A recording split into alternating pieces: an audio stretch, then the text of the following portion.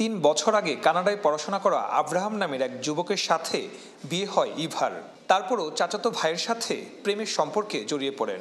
অবশেষে গত 12 মে বিয়ে করেন ইভা সৌরভ, যা কোনোভাবেই মেনে নিতে পারেননি মেয়ের বাবা ইলিয়াস। মেয়ের তো একটা 3 বছর আগে বিয়ে আছে, সেটা সংসারও চলমান।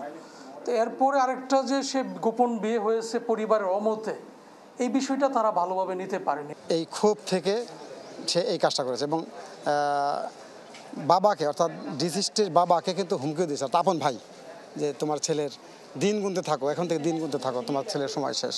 পুলিশ বলছে মীমাংসার কথা বলে 1 জুন কৌশলে সৌরভকে ময়মনসিংহ ডেকে আনেন চাচাতো ভাই মৃদুল।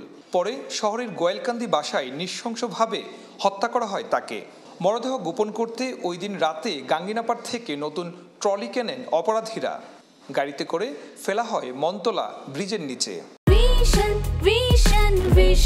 100% কপার কন্ডেন্সারে তৈরি ভিশন ফ্রিজ, তাই গুণে মানে অটুট থাকে বছরের পর বছর।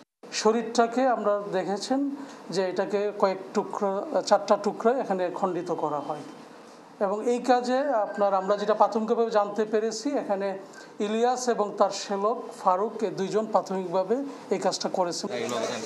নিহতের স্বজনের দাবি ইভা জেনে শুনেই বিয়ে করেন সৌরভকে। বর্তমানে সে কানাডায় অবস্থান করছে। মানে আমার ভাইয়ের যাকে বিয়ে করেছিল সে তো অবশ্যই এটা জানতো এবং এই হত্যাকাণ্ডের সাথে জড়িত বলে আমার মনে হচ্ছে।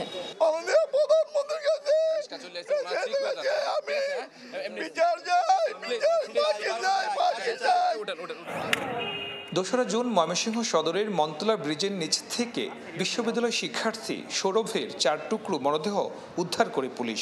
ঘটনার সাথে জড়িত চাচা ইলিয়াস, তার শ্যালক ফারুক এবং গাড়ি চালককে গ্রেফতার করেছে পুলিশ। সুলতান মাহমুদ কনিক, চ্যানেল 24, ময়মনসিংহ।